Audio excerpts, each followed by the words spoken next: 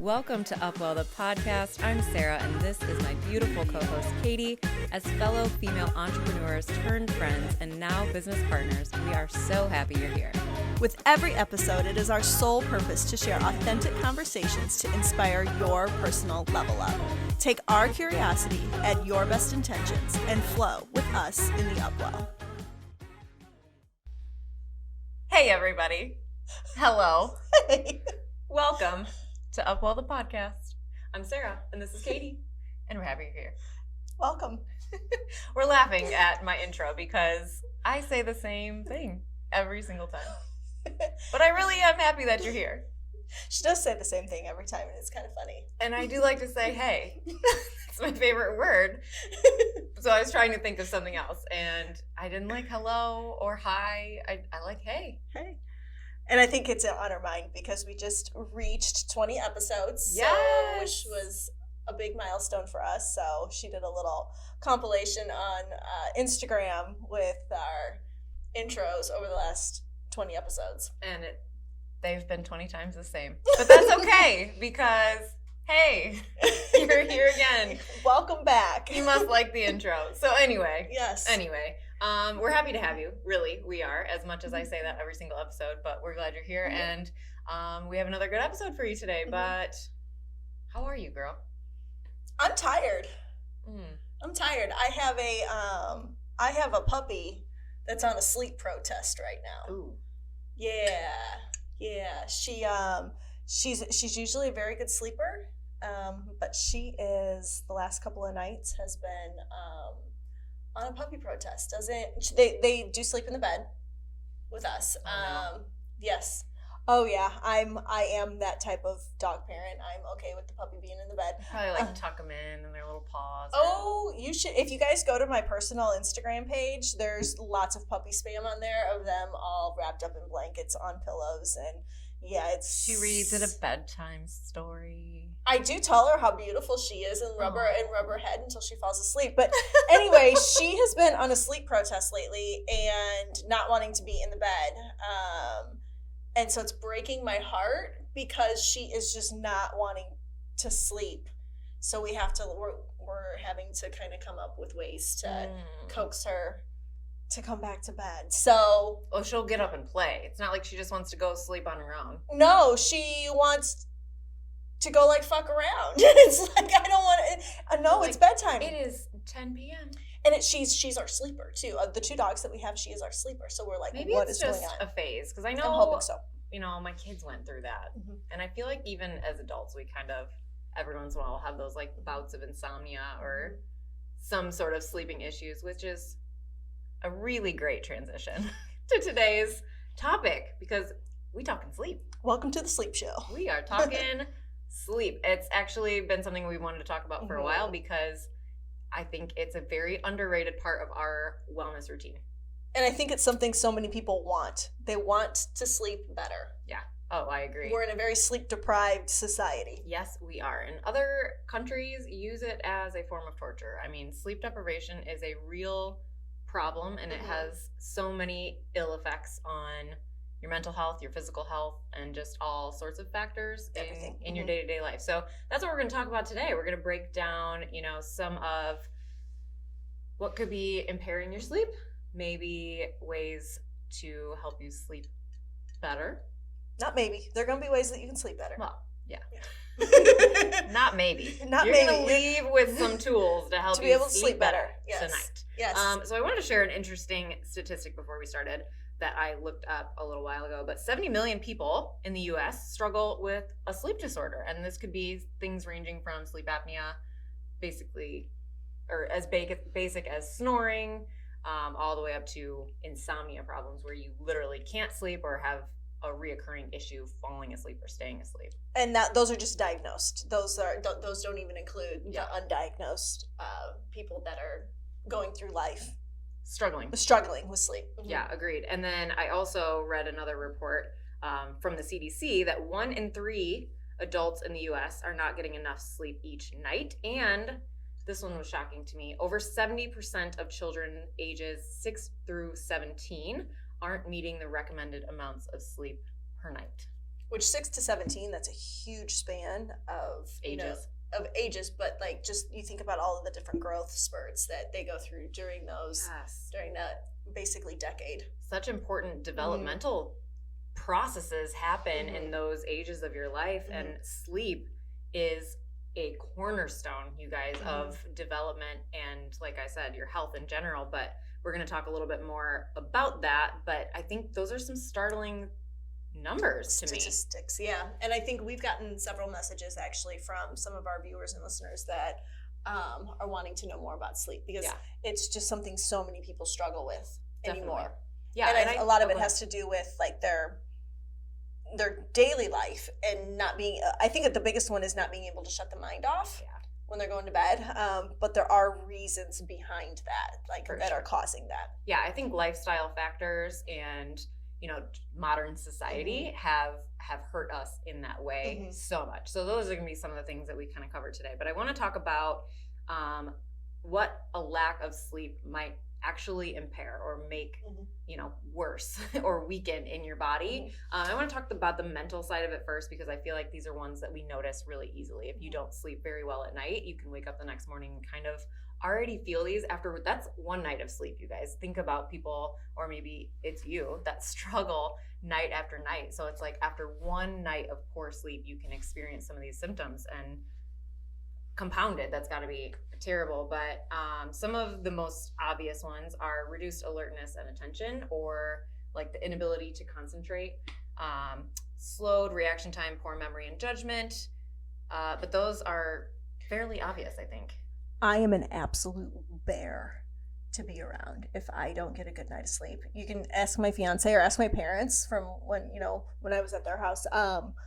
I am an absolute miserable human being to be around, if even after just one night. But if you give me 2 or 3 nights of not getting a lot of sleep in a row, just your mood more than anything. I'm short-tempered. I'm irritable. I mean, the littlest of things can just set me off, and it's just like, and then when I'm going to bed and I'm being blocked from being able to like go to bed, whether that's noises outside or just whatever, I will literally throw a temper tantrum. Yeah, like I'm a small child. Like, I just want to fucking sleep, and I lose it. Yeah, my son's dog started barking the other night, and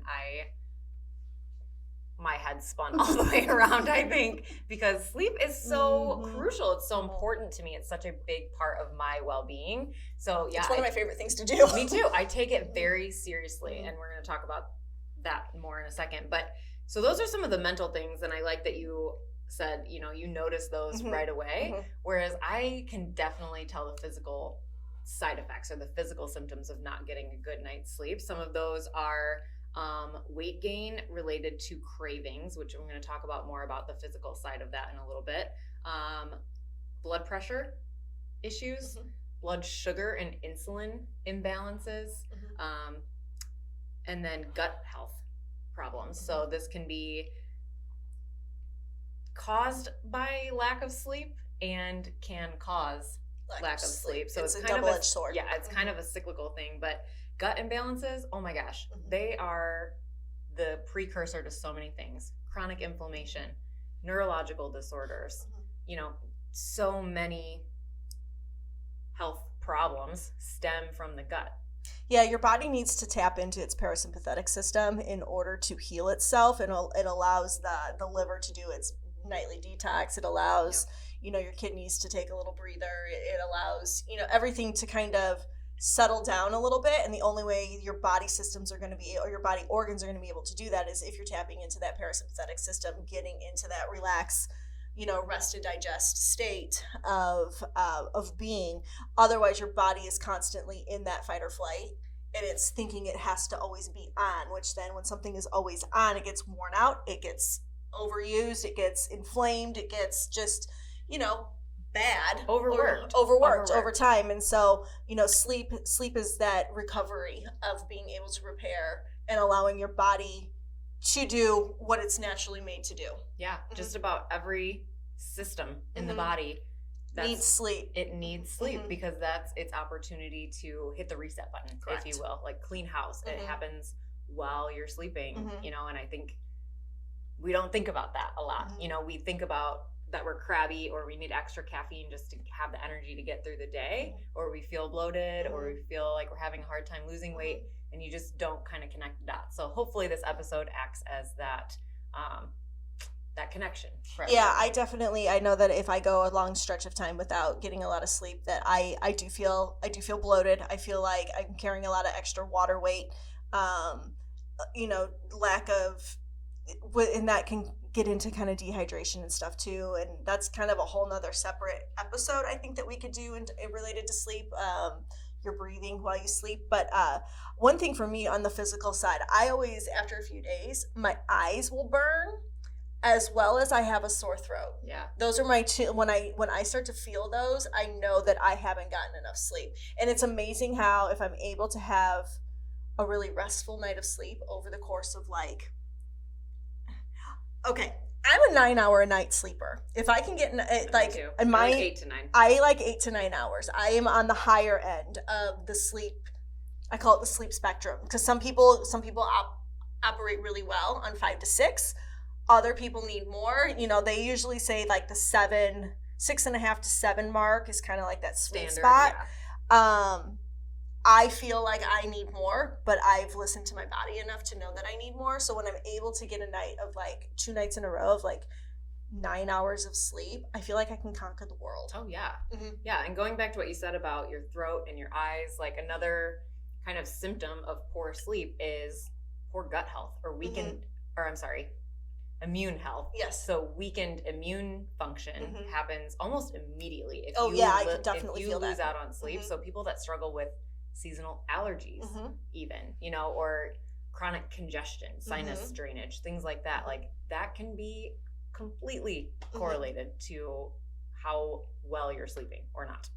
Yeah, but I think one big thing that people don't connect with sleep is the weight gain. Oh yeah. Or the inability to lose weight. I think that is one that is often overlooked and it's not connected. So many people can be like, well, I'm working on it, I'm eating right. But yes, but before all of that, what are your sleep habits like? Yeah, and I actually really dive in deep with my clients on that, because it, like you said, it's the backbone. It's the foundation. Because if you think about the way your body works and the way blood sugar and insulin works in kind of controlling your hunger cues and your cravings, you know, if your body is seeking a certain mineral or maybe a nutrient that you're missing out on, or your blood sugar is constantly low, which poor sleep can cause, it will send signals to your body and your brain that you need to ingest something. And typically it's looking for something to boost your blood sugar. So it's going to send you the message that you need something sugary and you need it now. So if you're struggling with weight gain, especially due to like overindulgence or overeating or consistent cravings, take a look at your sleep.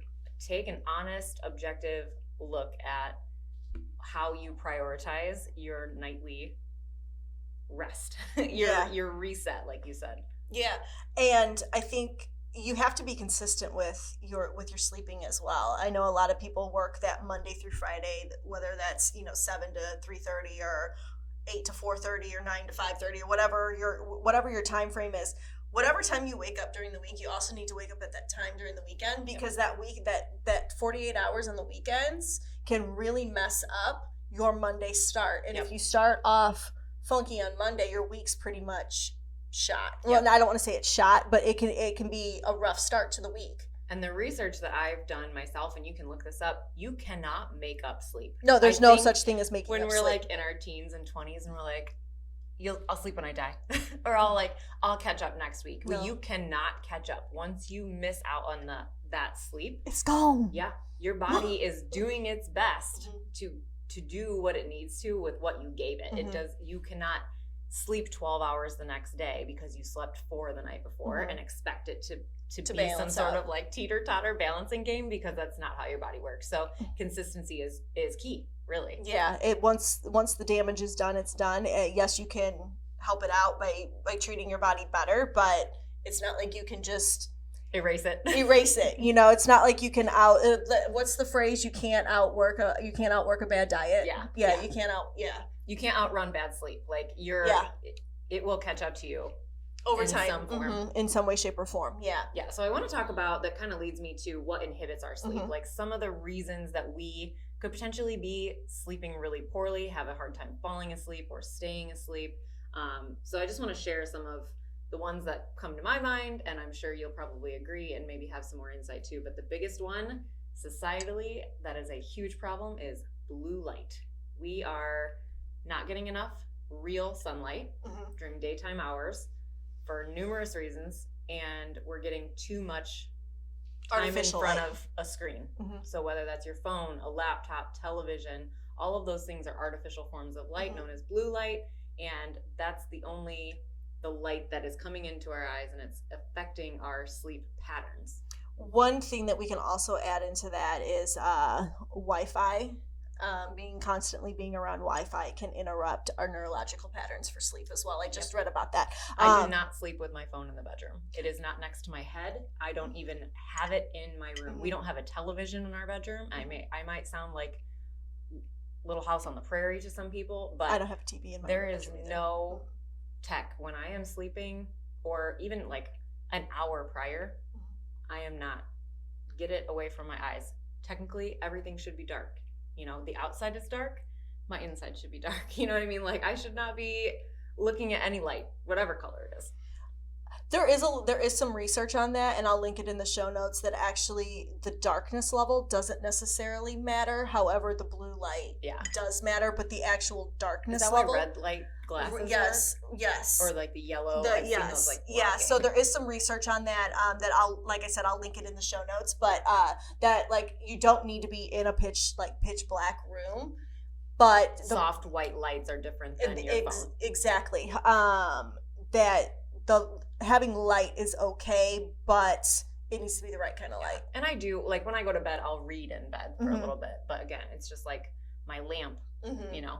And I think it's just blue light itself is so energizing. Is that the word I'm looking for?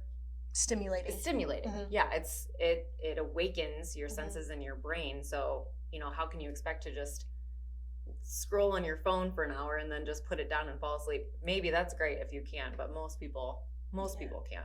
I will say I do have my phone in the room with me. It goes on airplane mode though. Oh, perfect. So I do shut down kind of the Wi-Fi. Then you can use it for your alarm. I do use it for my alarm. And just there's some, I don't know. I guess it is kind of a bad habit of having it in there, but just in case I did need it for anything. Granted, I have other protection in my house if I did need something. In the form of a big scary dude and two big dogs and other things. We'll just leave it at that. But yeah, the blue light though is definitely one of the biggest stimulators. But I've talked about Dr. Jack Kruse in the past. He also talks about Wi-Fi interference with your sleep patterns as well. I'm going to do some more research on that, because that to me is very interesting. I'm a big lover of science when it comes to that kind of stuff, and just how to like biohack my life a little bit just by removing or replacing different things just to improve. Yeah, the Wi-Fi, actually, they're finding people that are exposed to Wi-Fi, your percentages of getting cancer are exponential. I've been reading about skyrocketing cancer cells and infertility when it comes to Wi-Fi. So we will talk about this sometime. But some other sleep inhibitors beside technology and blue light. We were talking right before the show, and this is a really great one, but late night eating. If you should actually try not to eat 3 hours before going to sleep, because you don't want food in your stomach that is still digesting, because that is your body's still working, and it's going to keep you stimulated. Exactly. And I always tell people the easiest way to like conceptualize that is your body is like a child. It can only do one thing at a time. Yeah. So if you are trying to sleep well, it can't also be trying to digest well. Right. So you're either going to have digestion problems or sleep problems. One or the other. Yeah. And it's kind of like I can't talk really well and walk at the same time. And I know that sounds silly, but really, if I'm out on a walk, like I'm out on a walk, I'm not I'm not talking on the phone, I'm not trying to concentrate on anything. Like it's like you said, one thing at a time. And I know there's such thing as multitasking, but you're not 100% doing all of those things. Correct. It's an impossibility. It's an impossibility, yes. Some other ones, I love this one and talking about it, but stress. Stress. She doesn't love having it. She just loves talking about it. I like talking about it because it's so important. Like, just like we're talking about sleep, stress management is right up there, when it comes to your overall. Yes, just a few episodes ago. Please go back and watch that one if you have not yet, because we offer a lot of great stress resilient techniques. But yeah, stress, we were talking before the show, and it's kind of a double-edged sword, or a cyclical pattern, if you will, because stress can inhibit your sleep, and poor sleep can add stress. So I think it's important to It's learn. kind of like the gut health and inflammation part of it too. Exactly. I think it's important to learn what works for you to break that repetitious cycle somehow. So whether that's focusing on your sleep to help improve your stress resilience, or improving your stress management and coping mechanisms and skills to help improve your sleep. Yeah. Other things that can inhibit are shift work. And this one's pretty personal to me because I did work late nights. I was a bartender for many, many, many, many years. And for one stretch of time, I worked from 7 p.m. and the bar I worked at closed at 4 a.m. So I didn't get home until 6 a.m. I would actually Is that even legal anymore? I think bars have to close at 2. I think if they have the license, like, they can be grandfathered in. I don't think that there's any new, at least in our state. Okay. I don't know where it is, what it's like in other states. I do think that is a state by state thing. But the bars that I did work at were open till 4 a.m. I would drive, by the time we closed up, cleaned up and everything, I was driving home at 6 a.m. I would call my dad on my way home as he was getting up for work. He's up, yeah. Yeah, and he'd be like, so how was your night? And I'm like, I'm going home, I'm going to bed. But the thing in terms of sleep with that, my sleep was so jacked up. I would sleep for literally, if I had a day off, I would sleep for like 18 hours because I was so exhausted and I was so mixed up that I was never seeing sunlight. I was always in a dark, loud room when I was working, or I was trying to be in a dark room at home so that I could sleep. So it was like I was never getting any sort of natural light, and it was destroying me. Yeah, the bar life is a rough life. I have more reasons than one. Yeah, no kidding. I know this has personally affected some of the people in my personal life, and I've read a ton of studies, and I actually read a book called Sleep Smarter by Sean Stevenson about the importance of sleep, but he talks about shift work, second shift, third shift, or changing shifts, where you don't have the same repetitive schedule, and the amount of illnesses that those people actually have or diagnosed with is wild. We talked about what a very minuscule amount of sleep loss can cause, all those side effects from neurological to physical health issues. Well, think about them compounding over time. People are being diagnosed with Alzheimer's and MS and autoimmune disorders like off the charts right now. And they are really, really tied to our body's ability to rehab itself or recover at night. And if you're not allowing for that natural process to happen, think of the possibilities of, disease and being unwell coming from that. Yeah. And I think the last big one in terms of an inhibitor is that, I know a lot of people don't want to hear this, but caffeine and alcohol. I don't drink anymore, but I do like caffeine. I don't drink either. I don't drink alcohol. Either. She doesn't drink either of them. Or either of them. I'm not I don't drink coffee. I'll drink a matcha every once in a while, which has a very low level of caffeine. And then I haven't drank alcohol, as you guys know, for quite some time. So that's so good though, because you can we are a caffeine dependent society. Hugely dependent. And I say this with full transparency that I could probably fall in that category. I don't think that I could.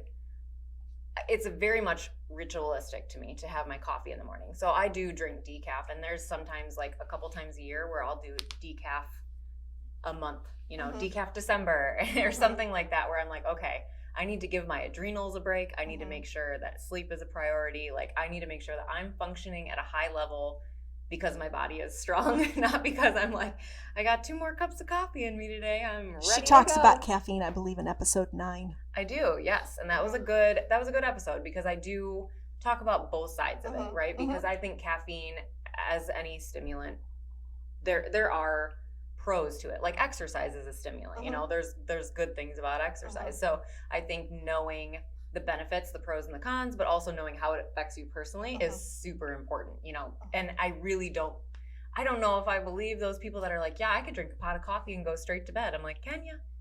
Yeah, like how restful of sleep are you getting? Exactly. And I feel like even if you are laying horizontally and your eyes are closed, I don't know that equates to a great night of sleep either. Yeah. And I know people that talk about, oh, I can fall asleep really well, but I can't stay asleep. Yeah. And then there's other people that are like, I can fall asleep. I have a hard time falling asleep, but once I do, I'm asleep. Yeah. And so we're going to offer some tips here now for ways that you can improve your sleep. And you might be implementing some of these, but I want to encourage you to stick with them. This isn't going to be an overnight, one night of sleep change. Like, it's something that you have to implement into your routine and into kind of your way of life in order for you to truly start to see the results of it. Yeah, this isn't a one night stand, people. No. That's all I could think about when she was talking. Anyway, but yeah, I Where agree. Is your head? I know.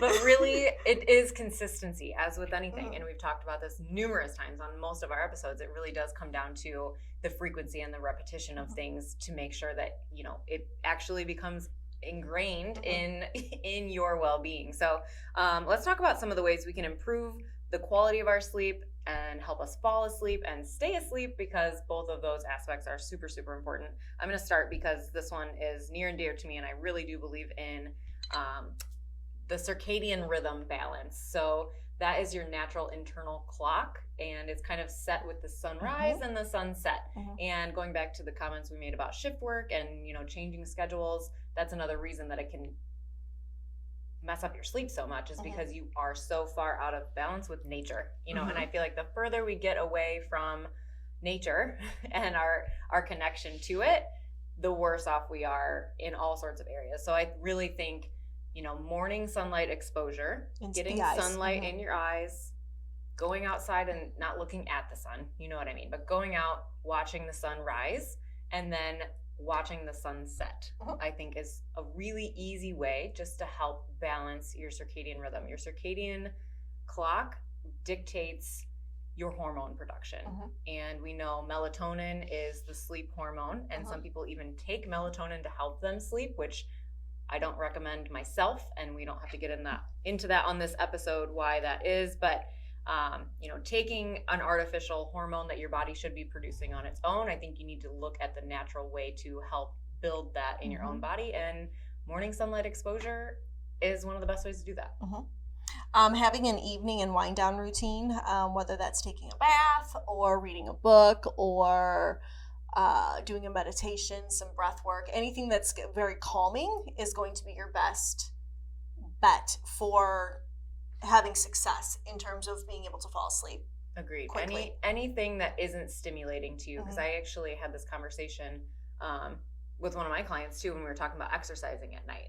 It was one of the only times he had the time to exercise. So, you know, you can look at it from two aspects. Like, exercise is important, yes, but if it's so close to bedtime, just like you were talking about eating too close to bedtime, it's stimulating your body. So you might feel fatigued and tired because of a tough, challenging workout, but it's still producing like serotonin and you know, the opposite of the sleep hormone. You get the happy hormones after you exercise, which is great, but as far as sleep quality goes, it's probably not the best thing to do before you go to bed. Yeah, and that one is a deeply personal one, but just like eating, there is the physical, what your body's going through physically. For sure. In terms of it kind of coming back to homeostasis. Yeah. Homeostasis is that balance. It's that kind of that your level spot where your body really is just kind of chilling, not doing a whole lot. It's just kind of existing. It's not having to work a ton other than to keep you upright and breathing. But, you know, if you're eating too close to bedtime or you're working out too close to bedtime, that will definitely. But working out actually does help you sleep better. Yes. Exercise during daytime hours is a great way to improve your sleep at night. Before we move on though, what is your evening routine? What does your bedtime routine look like? So I am a shift worker. As of late, I should say. So I am a shift worker. So some nights I am home and it's, I'm good to go. I'm able to, around 7:15, I wash my face, I brush my teeth, I do my whole coconut oil routine that I have, and I get my room ready. I like to sleep with the fan on because I like a very cool room. And I turn one of my salt lamps on, and then I turn all the other lights off, and I kind of make my room a bit of a sanctuary. Yeah. To where it's like this peaceful. It's your sleep sanctuary. It should be. That's great. I go in and that's kind of, I know it's time to relax. And then I do a meditation. So I have been using the Calm app now every day since May of 2018. So over 5 years. Every single night I use that as like a guided meditation. And then once that meditation's over, I usually sit for about another 10 to 15 minutes and do some breath work. And then from there, on occasion, if I'm being very transparent, I might have some work I need to do on the computer or something. And so I will bring my laptop in and I'll do the work that I need to get done, but I want to be kind of covered up with my blanket in my bed. Yeah.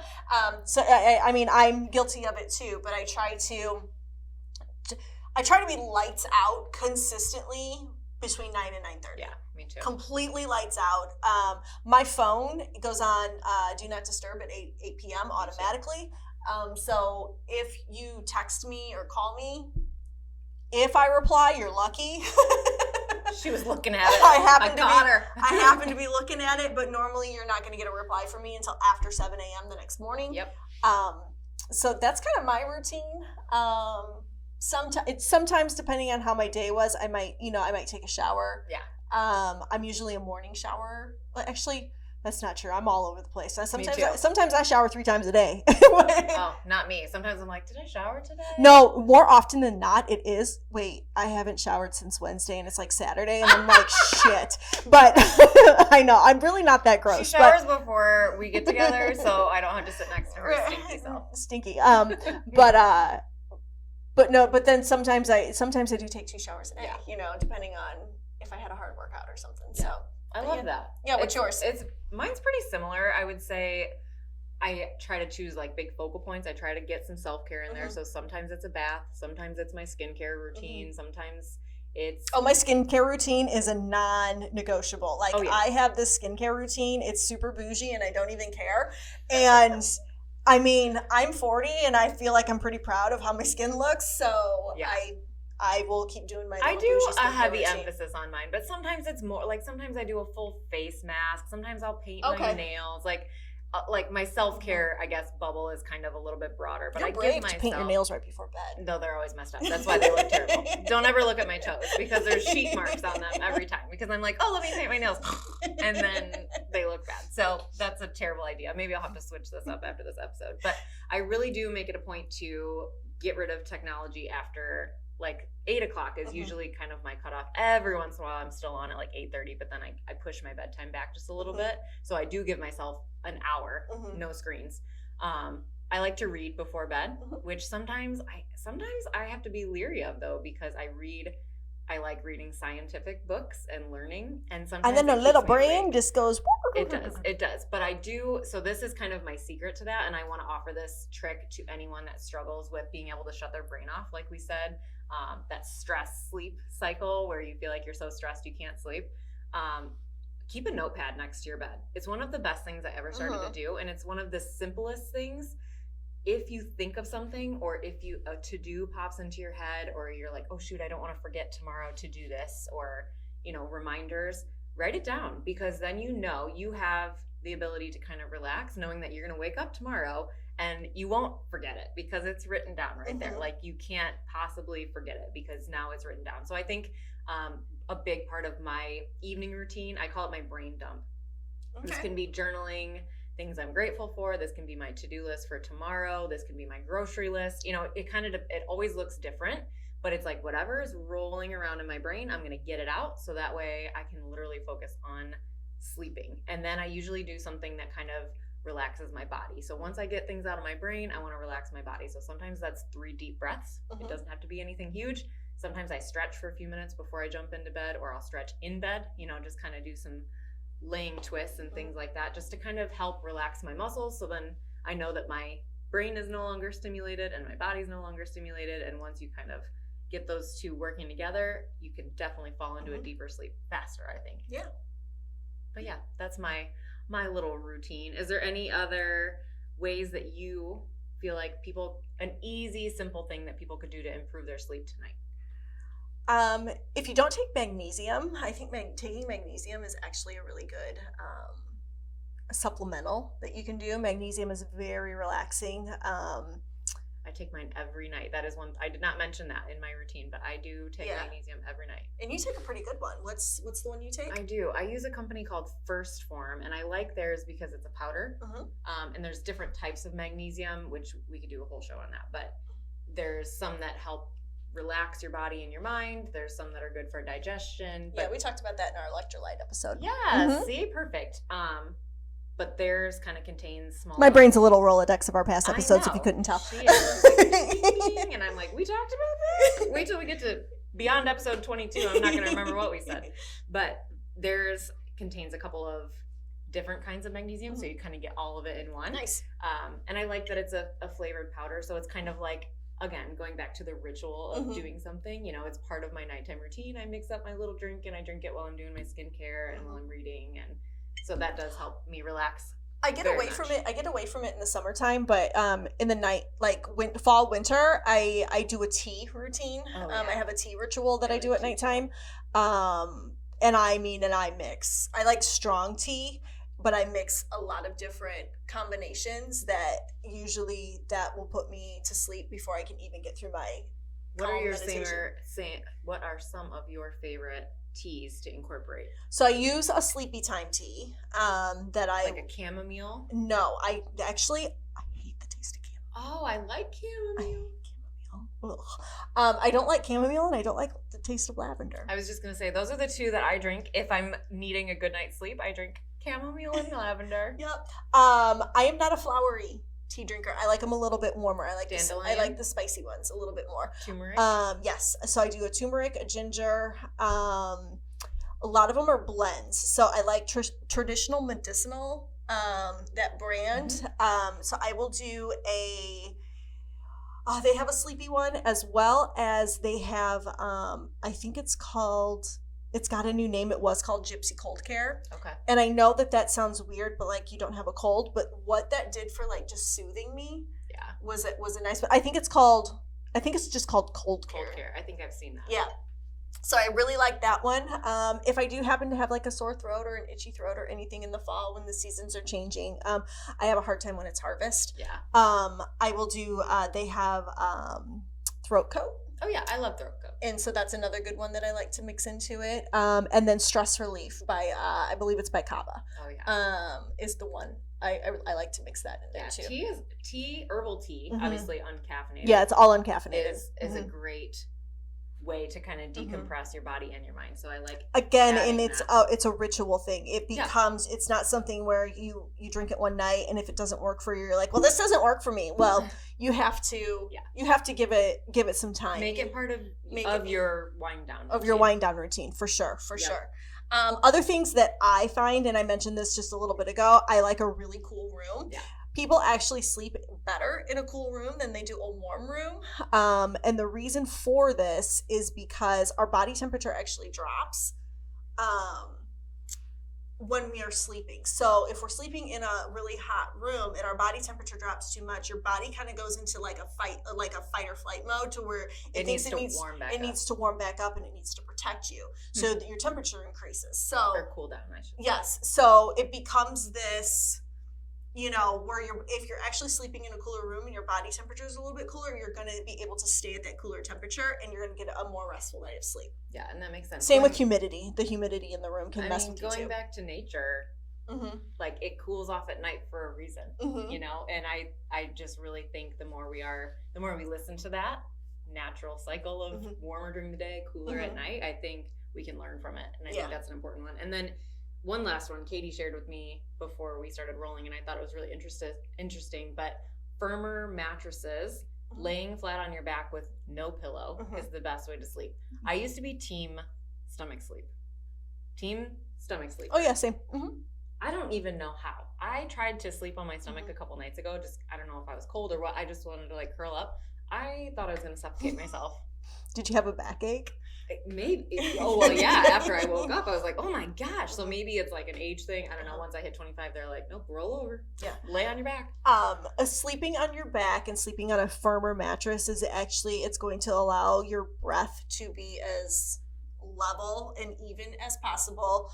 Your spine is also going to be in its most natural, neutral state. It's not, if you think about the human body, if we put it on something soft, our body then is going to have to contract some sort of muscles to, in a sense, keep us in somewhat of a erect shape.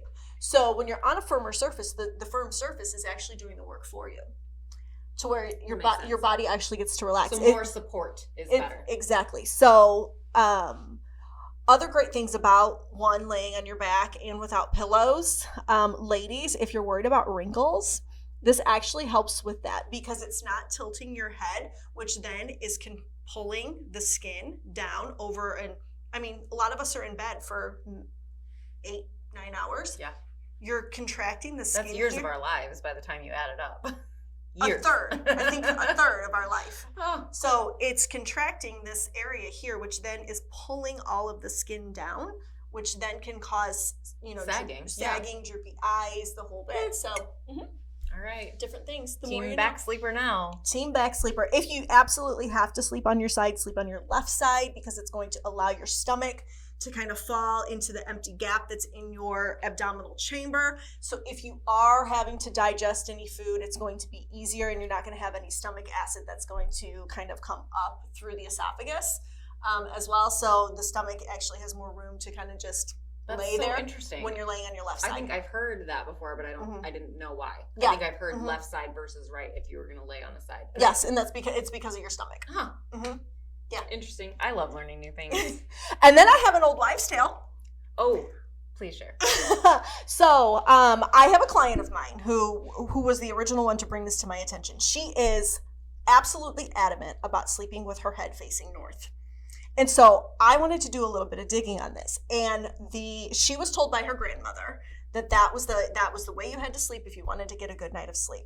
And so I did some digging on this, and the evidence I found is actually the exact opposite of this, is that because of the polarity of the earth and the polarity of the human body, when we sleep head facing north to the North Pole, it's actually a push apart. So like a magnet. Yes, so you're actually pushing it apart. It's not the opposites attracting to one another. So it can actually potentially cause a worse night of sleep than a better night of sleep. So if you're watching this, you know who you are, my client, and I know you're probably going to be listening to this episode. That's what I found out. Put your feet at the other end of the bed. And she's not going to do it. She's not going to do it. She's actually a really good sleeper because she and I talk about sleep. She's actually a really, really good sleeper. So if it works for her, great. But an old wives' tale is actually if you sleep with your head facing south because of the polarity of the earth, that works. Or if you sleep with your head facing west, because then you are actually sleeping with the sun coming up over you. Yep. And kind of awakening you as it rises in the east. I love that because we sleep with our bed our heads facing west, so that way the east windows on our house, we see the sunrise, or the sun comes in those windows in the morning. So I love that. Those are just some fun little, if you believe in that sort of thing. I mean, I always try. I kind of do. I think there's something to it to be said for it. Yeah, I agree. And going back to the whole nature aspect, like these wives' tales came from somewhere. They started long ago for some reason. For a reason unbeknownst to us now in modern day. So if a baby isn't sleeping, flip it upside down. Yeah, I have heard that. Flip it upside down. Yeah. Give her a little counterclockwise action. Yep. We did that with my niece or my nephew when they were a baby. I thought you were about to say your puppy. I should. This episode came full circle. I should. Oh, man. Tina, you're going to get flipped. I want videos. I can record that. No problem. All right, girl. Well, I feel like that was good information for people to kind of get started on looking to improve their sleep and maybe some things that could potentially be harming their sleep and what to look for if they haven't been sleeping the best, some of the signs and symptoms of poor sleep. Yeah, and if you guys have any questions, more like in-depth questions, feel free to either reach out to us. You can leave a comment on any of the videos on YouTube, or you can reach out to us on social media, and we'd be happy to kind of dive into it a little bit more. Definitely. Yeah. So, Awesome. All right, guys. Well, thank you so much for joining us for another episode of UpWell The Podcast. You can find us on all the places online at UpWell The Podcast, YouTube, Instagram, Facebook. We now have a Pinterest page, and we have a Twitter page. Stuff will be coming to those very soon. You can find myself personally at barefoot.katie, and you can pretty much find me anywhere online with Barefoot Katie. You can find Sarah at Sarah Behrens, same thing. All of those are linked in our show notes. And so until next time, take care of yourselves, take care of each other, and take care of the world around you. Bye, guys. Bye.